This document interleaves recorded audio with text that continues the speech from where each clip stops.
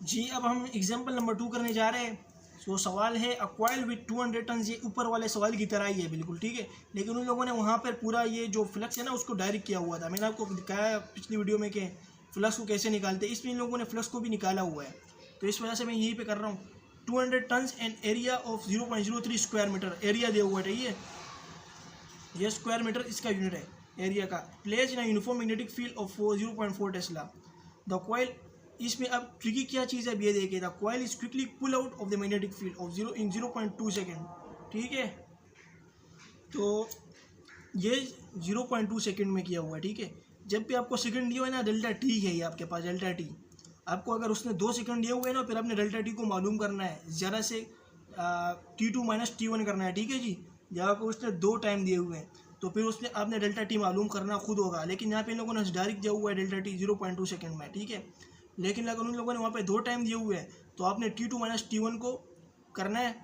T2 को minus T1 से करना है, तो डेल्टा टी आपके पास आ जाएगा। तो आपने तब फार्मूले में वो डेल्टा टी लगाना है। अब आगे आपके पास है कैलकुलेटर EMF मालूम करना है, induce EMF in coil determine direction, वही है इंड्यूस कराना मालूम करना है। तो यहाँ पे इन लोगों ने सही किया हुआ है, इस बार मैं यहाँ यहीं पे कर रहा हूँ इस वजह से। तो सबसे पहले तो आप डेटा बनाएंगे टेस्ला। अब ये देखिए 0.4 टेस्ला है ना, ये मैग्नेटिक फ्लक्स 1 है, ठीक है। और मैग्नेटिक फ्लक्स 2 अब यहाँ पे नहीं है। अब ये मैं आपको बताऊंगा यहाँ पे क्यों नहीं है, यहाँ पे इन लोगों ने भी लिखा हुआ है। तो रेडियस ऑफ कॉइल नहीं है, पता नहीं रेडियस ऑफ कॉइल लोगों ने कहाँ से दिखाना हुआ है। ये रेडियस कॉइल यहाँ पे नहीं है, इन लोगों ने ऐसे लिखा है। एरिया आपके पास 0.03 है। The coil is pull out magnetic field in 2 second. ये डेल्टा टी आपके पास दिया हुआ है। अब डायरेक्शन मालूम करना है। अच्छा जी, अब ये देखें, राइट फार्मूला है नेसेसरी टू, ठीक है। अब इन लोगों ने यहाँ पे किया हुआ है, देखो ये फ्लक्स 1 को मालूम किया हुआ है। फ्लक्स 1 कैसे मालूम करते हैं, मैंने आपको पिछली वीडियो में बताया। बी पॉइंट डेल्टा ए, ये एरिया है और ये मैग्नेटिक फ्लक्स है। ये मैग्नेटिक फ्लक्स 1 है, ठीक है। ये देखिए 1, तो ये हम इसको साथ मल्टीप्लाई करेंगे 0.012 वेबर आएगा, ठीक है। अब कैलकुलेट द फाइनल फ्लक्स। अब फाइनल फ्लक्स इन लोगों ने यहाँ पे क्या लिखा हुआ है, ये देखें।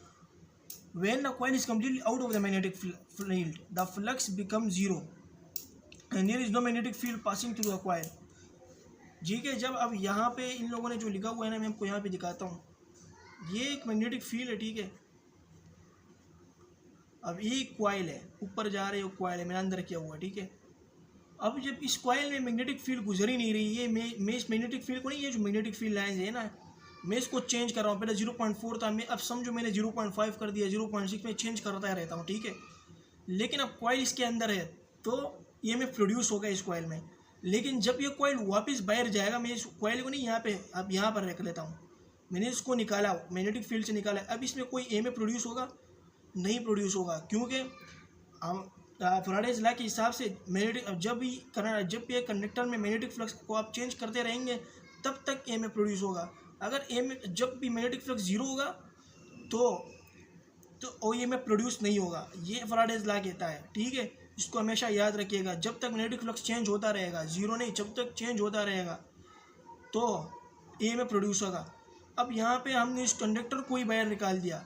अब मैग्नेटिक फ्लक्स को तो आप चेंज करते रहो, लेकिन ये मैग्नेटिक फ्लक्स जो कंडक्टर है ना, मैंने फील्ड के अंदर रखा ही नहीं, तो इसमें तो इंड्यूस, तो इसमें तो मैग्नेटिक फ्लक्स चेंज ही नहीं होगा। अब चेंज नहीं हुआ, EMF भी प्रोड्यूस नहीं होगा, तो ठीक है। तो यहाँ पे फ्लक्स 0 हो जाएगा सेकंड में। तो ये देखें फ्लक्स 0 हो जाएगा यहाँ पर, ठीक है। अब यहाँ पर ये कंडक्टर के अंदर फ्लक्स 0 हो जाएगा, याद रखिएगा। यहाँ पे मैग्नेटिक फ्लक्स तो चेंज होता रहेगा, लेकिन कंडक्टर में 0 हो जाएगा। अब calculate rate of change of flux. Rate of change of flux कैसे मालूम करते हैं, तो ये देखें rate of change of flux. इन लोगों ने rate of change of flux delta T के साथ मालूम किया है। रेट जब भी आता है, रेट तो नीचे टाइम हमारे पास होता है, ठीक है। रेट का मतलब नीचे टाइम होता है, और rate of change of flux ऊपर है। तो फ्लक्स हमारे पास 2 से 2 - 1 करना है, फ्लक्स 2 - 1, ठीक है। तो हमारे पास 2 क्या है, 0 है हमारे पास, और -1 हमारे पास 0.012 तो वेबर, और डिवाइड बाई 0.2 सेकेंड था। जब इसको कैलकुलेटर के साथ करेंगे तो 0.06 वेबर पर सेकंड आएगा। पर सेकंड क्यों है, यहाँ पे नीचे टाइम का दिया हुआ है, ठीक है, इस वजह से। और ये माइनस उसके साथ लेगा, क्योंकि माइनस इसके साथ यहाँ पर है, ठीक है। ये माइनस यहाँ पे आया, इससे आया माइनस। अब इसके आगे ये जब निकल गया तो इसमें अब कुछ नहीं बचा। नंबर ऑफ टर्न्स के पास है, ये डेल्टा, ये भी आपको पूरा मालूम हुआ, ये पूरा, ये देखें यहाँ पे मालूम हुआ, ये पूरा, ये देखें ये डेल्टा डेल्टा, इसको फाई हम कहते हैं डेल्टा टी, सही है। तो जब इसको यहाँ पे इस तरह रखेंगे, मल्टीप्लाई करेंगे, तो ये माइनस साइन अब यहाँ पे फिर आया, ठीक है। अब ये माइनस साइन आया तो इसका मतलब एंटी क्लॉकवाइज में करंट जाएगा। एंटी क्लॉकवाइज या काउंटर क्लॉकवाइज एक ही बात है, ठीक है।